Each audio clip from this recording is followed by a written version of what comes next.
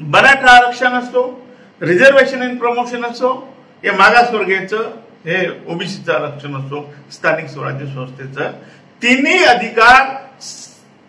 अधिकार राज्य सरकारला आहे, संविधानिक आहे आणि सर्वोच्च न्यायालयाच्या तिन्ही निकालामध्ये हे स्पष्ट म्हटलेलं आहे।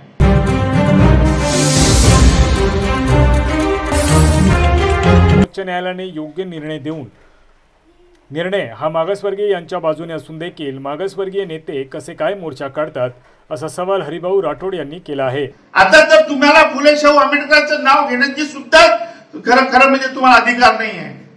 फुले शाहू आंबेडकरांच्या नावाला तुम्ही बट्टा लावलेला। लोकही तुम्हाला भेटायला कशा प्रकारचं ओबीसीचे नेत्यांचे पितळ उघड करण्याचं या ठिकाणी तुम्ही पत्रकार परिषदेत हे बघा, स्थानिक स्वराज्य संस्थेच्या ओबीसीच्या आरक्षणाच्या संदर्भात सर्वोच्च न्यायालयाच्या 3 न्यायमूर्तींनी असा निर्णय दिलेला आहे की आपल्या राज्यांनी एक उचित आयोग नेमायचा आहे आणि त्यामध्ये एक्सपर्ट लोक घ्यायचे आहे आणि त्यांच्याकडनं इम्पेरियल डाटा म्हणजे साधारणतः लोकसंख्या आणि जिल्ह्यामध्ये नगरपालिका, महानगरपालिका यांचे वेगवेगळे आकडे घेऊन त्यानंतर 27% आरक्षण तुम्हाला ठेवता येईल असा एक अत्यंत चांगला निर्णय आमच्या दृष्टीने तो आलेला आहे। मग तो निर्णय जर मागासवर्गीयाच्या बाजूने असेल तर मागासवर्गीयांचे नेते कसं काय मोर्चा काढतात आणि मागासवर्गीयांच्या नेत्यांनी काय मागणी करायला पाहिजे की आयोग नेमा। आयोग शब्द त्यांच्या तोंडातून येत नाही आणि सांगतात केंद्र सरकारकडे बोट दाखवतात। अशा पद्धतीने जर तुम्ही एक तर मला असं वाटतंय की मान्य छगन भुजबळ साहेबांनी हा निर्णय वाचला नसला पाहिजे आणि समजा वाचला असेल तर त्यांना तो समजलेला नाहीये आणि समजला नाही किंवा त्यामुळे त्यांना जो सल्लागार आहे त्यांना योग्य सल्ला देत नाही। जो निर्णय आमच्या बाजूचा आहे, ओबीसीच्या बाजूचा आहे, तो सरकारच्या बाजूचा आहे म्हटलं तरी चालेल। सरकारच्या कुठे विरोधात आहे?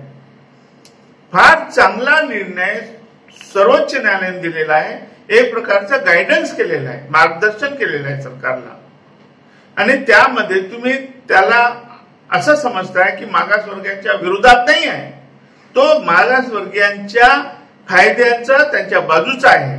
या निमित्ताने सुद्धा जनगणना होईल आणि हे जनगणना या लोकांना नको आहे, त्यांना जनगणना नको आहे, ओबीसीचं कल्याण नको आहे, ओबीसीला काही मिळावं असं त्यांना वाटत नाहीये, हे उघड झालेलं आहे। इतरांनी मागितलं तर ठीक आहे, पण जे ओबीसीचे नेते स्वतःला समजतात ते नेते जर असं वागायला लागले, ते जर केंद्राकडे बोट दाखवायला लागले, जो अधिकार राज्य शासनाला आहे, हे बघा तिन्ही आरक्षण, मराठा आरक्षण असतो, रिझर्वेशन इन प्रमोशन असो, हे मागासवर्गीयचं, हे ओबीसीचं आरक्षण असो, स्थानिक स्वराज्य संस्थेचं, तिन्ही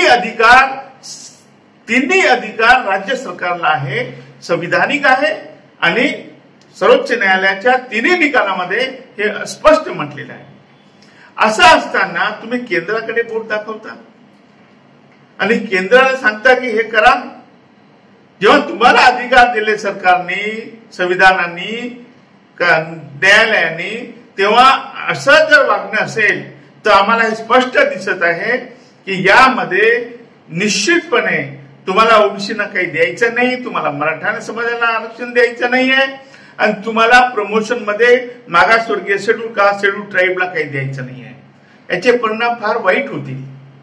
यांना आता थोडं त्यांना असं खुशी होत असेल की यांचे आरक्षण बंद करतो, पण हे जे बंद झालेले आरक्षण आहे ना, हे सगळं निवडणुकीमध्ये निघतील तेव्हा कळेल त्यांना। अशा पद्धतीने आम्ही खपून गेला जाणार नाही आणि ज्या ओबीसी नेत्यांनी आजपर्यंत मी ओबीसीचा नेता आहे म्हणून मिरवलं, त्या ओबीसीच्या नेत्याकडून जर असं होत असेल तर आम्ही बिलकुल खपून गेला जाणार नाही। कारण 25-30 वर्ष जे मंत्रिपदावर होते त्यांनी काय केलं ओबीसीचं? 12 बलुतेदारांचं कुठलं कल्याण केलंय?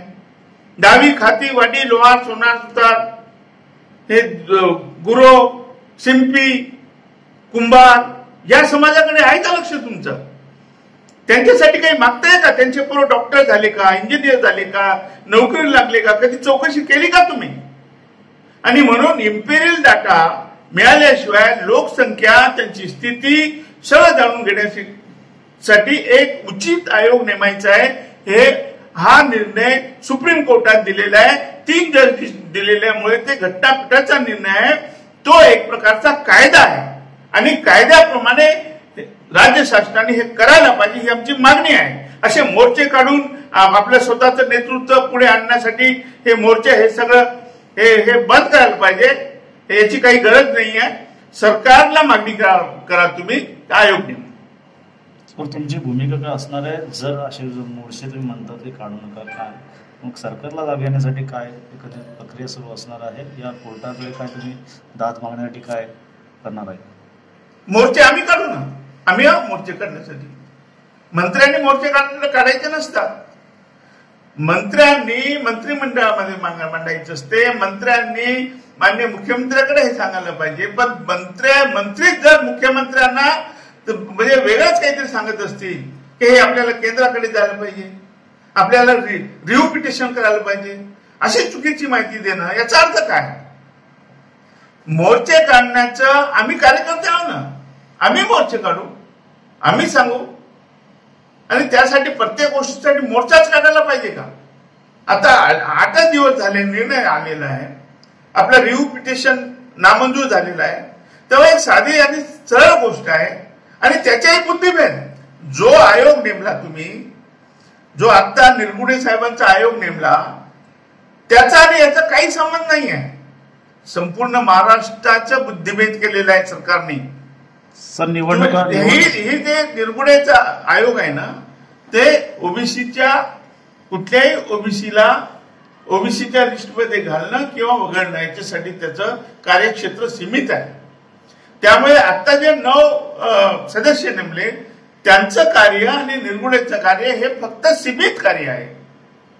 परंतु मी जे आयोग सांगतोय ते आयोग उचित आयोग आणि एक्सपर्ट लोक ज्यांना ज्ञान आहे, त्या डीपली ज्ञान आहे, त्या सायंटिफिकली तो डाटा गोळा करण्यासाठी कॉम्प्युटरचं ज्ञान पाहिजे, त्याला सगळ्या प्रकारचं ज्ञान पाहिजे, अशी व्यक्ती त्या आयोगावर नेमायची. सर, निवडणुका आल्या की काय आश्वासनं दिली जातात, मात्र ते पूर्ण करत नाही, वचनपूर्ती सांगतात, मात्र ते पण वचनपूर्ती होत नाही. कसं बघतात? एकीकडे जनता बघायला गेलं तर त्यांचा शैक्षणिक आणि आर्थिक बाजू बघता ही सर्वे करणं गरजेचं नाही. हे करायची निवडणूक आली की आश्वासन द्यायचे, आम्ही धनगरांना आरक्षण देतो म्हणायचं, आम्ही मराठ्यांना आरक्षण देतो म्हणायचं, आम्ही सगळ्या ओबीसीचं कल्याण करतो म्हणायचं आणि काहीच करायचं नाही. हे असं आता चालणार नाही. आता जनता शुद्ध झालेली आहे. आता कळायला लागलं आहे, आमच्या ओबीसीला सुद्धा कळायला लागले आहे. आणि याच्यावर एक दिवस असा येईल की ओबीसीचा पक्ष निघेल. ओबीसीचा लवकरच तुम्हाला दिसेल या महाराष्ट्रात ओबीसीचा राजकीय पक्ष उदयास येईल आणि तेव्हा तुम्हाला कळेल. आणि त्यावेळेस हा जो मागासवर्गीय घटक आहे, जो वंचित समाज आहे, त्याचं नेतृत्व त्या ओबीसीकडे असेल. तेव्हा यांना कळेल की महाराष्ट्रामध्ये असं तुम्ही झूटमूट काही आश्वासन देऊन चालणार नाही, तर महाराष्ट्रामध्ये हे पुरोगामी महाराष्ट्र आहे, त्याला तुम्ही प्रतिगामी करून टाकलेला आहे. या पुरोगामी महाराष्ट्रामध्ये खूप विचारवंत आहे. या देशाचं लीडिंग, देशाला दिशा देणारं हे महाराष्ट्र आहे. फुले शाहू आंबेडकरांचं महाराष्ट्र आहे. आता तर तुम्हाला फुले शाहू आंबेडकरांचं नाव घेण्याची सुद्धा खरं म्हणजे तुम्हाला अधिकार नाही आहे. फुले शाहू आंबेडकरांच्या नावाला तुम्ही बट्टा लावलेला आहे.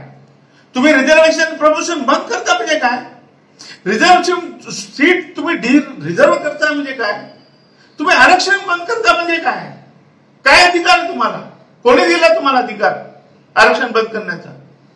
संविधानाच्या विरोधात जर तुम्ही वागलात तर बाबासाहेब आंबेडकरांचे संविधान आहे आणि बाबासाहेबांचे लेकर सुद्धा आता शुद्ध झालेले आहे.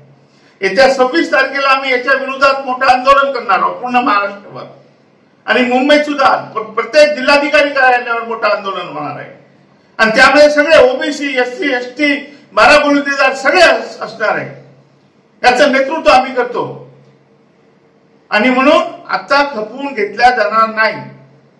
आता ओबीसी जागा झालेला आहे. आणि ओबीसीचं नेतृत्व त्या माणसांनी करावं की ओबीसीच्या खऱ्या हितासाठी जो लढतोय. ओबीसीच्या आड येऊन तुम्ही कोणाचा एजेंडा चालवताय, कोणाचं ऐकताय तुम्ही? कोणी सांगितलं तुम्हाला केंद्र सरकारकडे बोट दाखवायला? जेव्हा तुम्हाला सगळे अधिकार असताना तुम्ही प्रत्येक वेळेस केंद्राकडे बोट दाखवता. हे आता न समजण्यासारखे आम्ही राहिलो नाही. आम्हाला कोर्टाच्या जे निकाल आहे आम्हाला समजतात आणि असा बुद्धिभेद परत ओबीसीचा आम्ही खपून घेतला जाणार नाही, असा सवाल हरिभाऊ राठोड यांनी केला आहे. योग्य निर्णय घेतला असून देखील राज्यात एकीकडे मराठा आरक्षणाचा मुद्दा पेटलेला असताना राष्ट्रवादीचे नेते अन्न व नागरी पुरवठा मंत्री छगन भुजबळ यांनी ओबीसी आरक्षणासाठी आंदोलनाचा एल्गार पुकारला आहे. नाशिकमध्ये आज समता परिषदेने राज्यभरात आंदोलनाची घोषणा केली.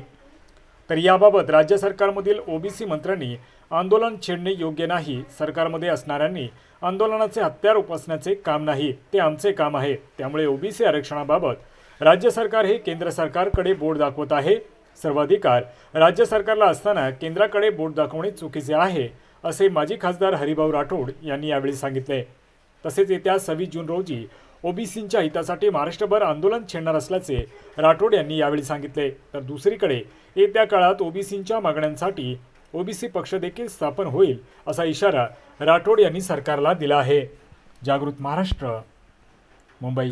जागृत महाराष्ट्र न्यूज चॅनलला आता आपण ट्विटरवरती देखील फॉलो करू शकता. तसेच जागृत महाराष्ट्राच्या वेबसाईटला भेट देण्यासाठी गुगलवर टाईप करा www.jagruthmaharashtranews.com. तसेच जागृत महाराष्ट्राला ट्विटर, इंस्टाग्राम, फेसबुक आणि यूट्यूबला फॉलो करा. तसेच बातम्यांना लाईक आणि शेअर करायला विसरू नका. धन्यवाद.